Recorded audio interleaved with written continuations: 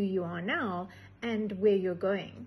And that really struck me upside the head, because I didn't want anyone to have a preconceived idea of who I was, because I had got so many things wrong. I wanted to make sure that people saw me for who I was and all the stuff that had happened, you know. And he just kind of put that to bed, and he was like, you know, later, like, we've been on 2 dates. Let's not dredge up everything now. He was quite right. In fact, can you imagine if I had? He probably would have run a mile. Now he's just here and he can't go anywhere. Great for me. Maybe not for him, but for me. So I couldn't I wasn't referred to a psychiatrist. I was not put on medication. How I actually made it through, I'm not quite sure, but I know that I used a lot of techniques that are very well known today, but back then they weren't that well known. But my therapist was instrumental in saying to me that I needed to have coping mechanisms. I needed to have things put in place. I needed to have an accountability partner. I needed someone to look at me and go, you need to breathe. Let's go for a walk. Let's breathe. And one of those people was my dad, who is the sweetest man you'll ever meet in your life.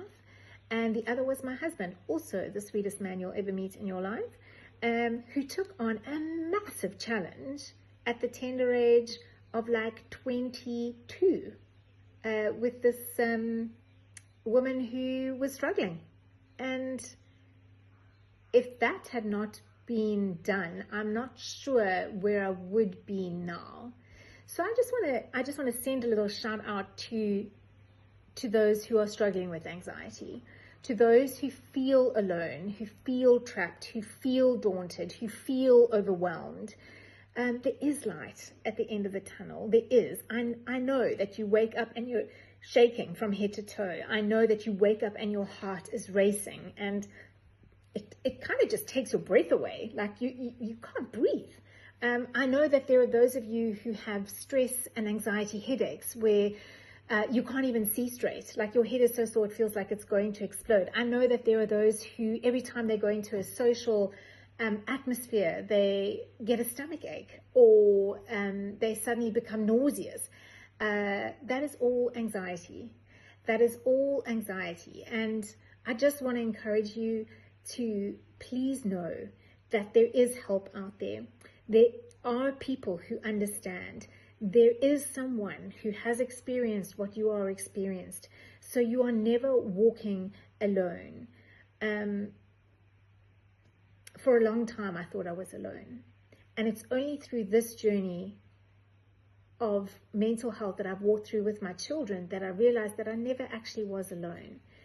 There were a lot of people who really loved me and really wanted what was good and right for me and were really invested in my mental health.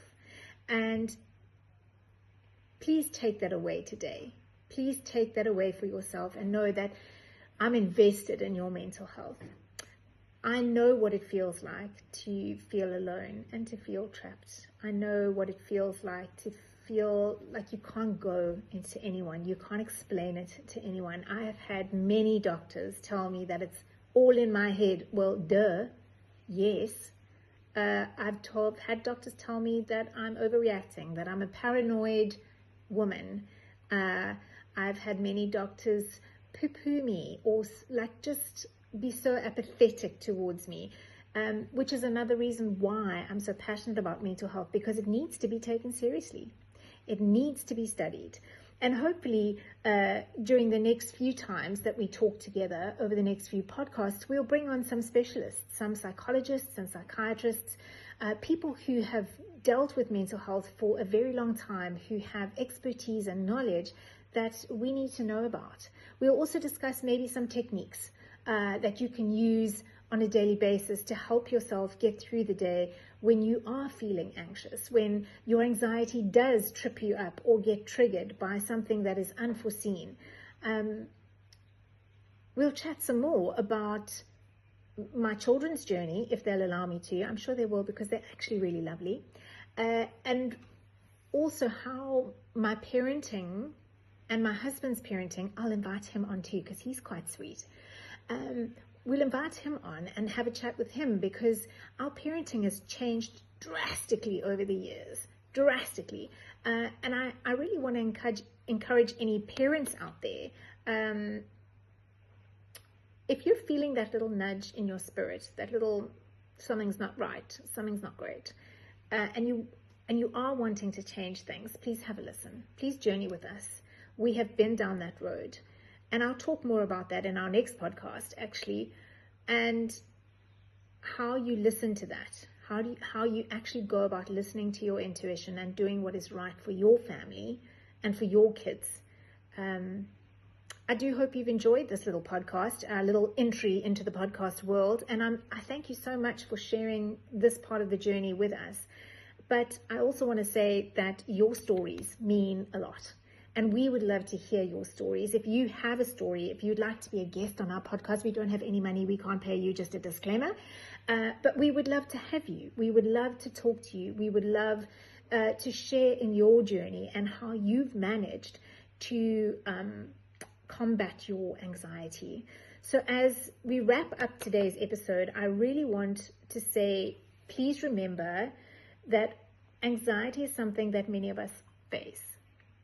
But when you have the right tools and the right support, it is possible to actually lead a fulfilling life and to thrive in spite and despite of your anxiety. So thank you for tuning in to Unfilter That Lens, and I look forward to being back with you next time. Please come again. I really would love to see you again. Thanks. And we'll see you next time. Bye.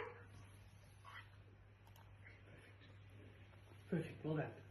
It's a nice one there. So what I'm going to do